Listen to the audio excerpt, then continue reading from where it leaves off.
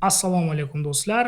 Bugungi videoni yozishimizda maqsad oxirgi podkastimiz Timur Alixanov bilan birga bo'lgan suhbatimizdan olingan o'zim uchun insaytlarni aytib o'tmoqchiman. Bular qanday bo'ldi, nima bo'ldi, nimalar men uchun yangilik bo'ldi, nimalar yangilik bo'lmadi. Shu narsani bo'lishkim keldi va bu narsani agar sizlarga yoqadigan bo'lsa va o'sha suhbatimizni tomosha qilgan bo'lsangiz, siz qanday yangiliklar olganingizni albatta izohlarda yozib qolding. Demak, birinchi o'zim uchun olgan narsa bu albatta fokusni yo'qolishi, ya'ni bir necha sohalarga e'tibor qaratgan holatda asosiy faoliyatimizdan fokusni yo'qotib qo'yishni o'zimga oldim. Sababi o'zimda ham bu holat kuzatildi.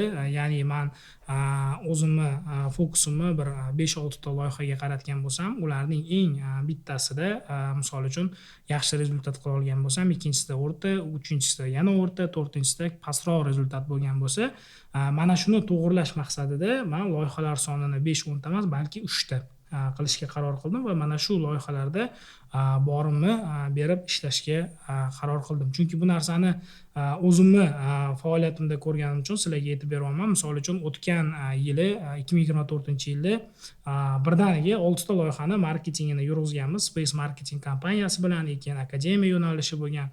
O'shanda umuman har bir loyihada vaqt ajratishim qiyin bo'lib qolganligini hisobiga natijalar hammasida o'rta hisobda bo'lgan. Ya'ni zo'r natija ko'rsatganimiz yo'q. Bundan o'zimga shunaqa insight oldimki, insoniyat, ya'ni odamzod umumiy mutaxassis bo'lasizmi, IT menejer bo'lasizmi, istalgan formatda ishlasangiz ham iloji boricha ma'lum bir loyihalaringizni, o'zingizni prinsiplaringizni yoki bo'lmasam o'zingizni kerak bo'ladigan eng muhim 3 ta omilni tanlashingiz kerak va mana shunga vaqtingizni ko'proq ajratishingiz kerak. Timur Alixanov aytib o'tdi, bu mening shaxsiy brendim, keyingisi Hot Dogi va undan keyingisi Uy-Muy loyihasi. Menda hozir bo'lyapti bu mana fevral oyidan boshlab bu Space loyihalari, ikkinchisi bu albatta bu o'zimni loyihalarim, ya'ni freelancer sifatida o'zimni olib boradigan loyihalarim va uchinchisi o'z ustimda doimiy ishlash. Ya'ni ancha paytdan beri o'z ustimda doimiy ishlashni 100% fokusda deb oladigan bo'lsak, 20%, 10% ga tushirib qo'ygan ekanman. Ya'ni yangi kitoblar o'qish, kurslar o'qish degan narsalardan ozgina yiroqlashgan ekanman. Ya'ni butunlay emas, ozgina. Shu sababdan hozirgi kunda bu narsani qayta tiklash va mana shuni eng katta fokusga olib chiqish plani bo'ldi. Demak, bu birinchi eng katta olingan insight. Ikkinchisi bu albatta siz nima deydi? O'zim ham podkast jarayonida tushuntirib o'tdim. Agar hamma arzon sosiskadan hot-dog sotsa, bu hamma hot-dogxona ham, keyingi ochilgani ham shunday ishni qilish kerak degani emas.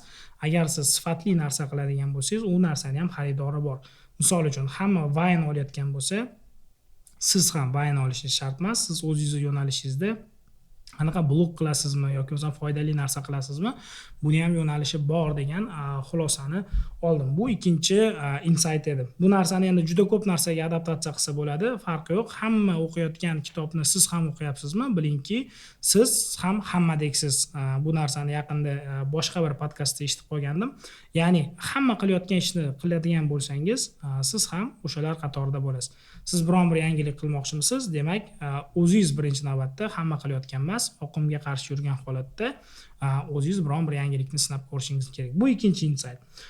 Uchinchi insight bu yoshlar orasidagi propaganda. Bu yangilik bo'lmadi. Bu narsani men o'zim juda ko'plab aytaman, lekin yana bir bor aytib o'tgim keldi. Ya'ni bu vaqt o'g'irligi, ya'ni bu arzon dopamin deb aytib o'tdik. Siz 1 minutlik, 1 soatlik yoki bo'lmasam 30 sekundlik videolarni tomosha qilishni yoqtirasiz, lekin 1 soatlik podkastlarni tomosha qilishda vaqtingizni qizg'anasiz yoki bo'lmasam o'rtada chiqib ketasiz. Oddiy bir misol, men bu narsani o'zimda bildim. Ma'lum bir kursni onlayn o'qiyotganimda e'tiborimni 20 daqiqadan ortiq video dars bo'ladigan bo'lsa qarata olmayapman. Yoki bo'lmasam kitob o'qiyotganimda oldin bitta o'tirishda 100 bet, 80 bet kitob o'qigan bo'lsam, hozirgi kunda 10-20 betgacha maksimalni bora olyapman va undan keyin zerikib qolyapman. Shunda yechim nima bo'ladi deydigan bo'lsangiz, men alternativ narsalar qo'yib qo'yganman o'zim uchun. Misol uchun, men agar kitob o'qiyotgan bo'lsam, ilmiy kitob o'qiyotgan bo'lsam, marketing haqida yoniga albatta bitta diniy kitob qo'yib qo'yaman va yoniga bitta badiiy. Demak, men ilmiy kitobdan charchadimmi, badiyga o'taman. Badiymi, ilmiy. Undan keyin misol uchun yana bu kitob yoki bo'lmasa boshqa. Xuddi shu narsani almashtirishgan holatda men bu narsani o'zimga nima deydi, sal tendensiyani o'zimga moslashtirib olyapman. Misol uchun birdaniga bitta kurs o'qimayapman, 3 ta kurs o'qiyapman. Aytaylik, bu kreativ bo'yicha, marketing strategiya bo'yicha va biznes bo'yicha Londondagi onlayn kurs o'qiyapman va uchalasidan 20 daqiqa shug'ullanaman. Что hamma joydan yangilik oliy, okey, miya shuni xohlayaptimi? Demak, men ham bu narsaga mos bo'ling degan narsa. Yakuniy endi Timur Alixanov bilan bitta suhbatdan olgan narsam bu nima deydi? Talab qilyapsizmi? Siz ham shunday, ya'ni mos bo'lishingiz kerak. Siz biron bir narsani talab qildingizmi, siz o'sha narsaga mos qilishingiz kerak. Biz har birimiz o'ylaymiz, harakat qilamiz, duo qilamiz, ey Xudo deymiz, bizga mana shuni bergan, ko'p pul bergan. O'sha ko'p pul berganda ham biz u narsaga mos bo'lishimiz kerak.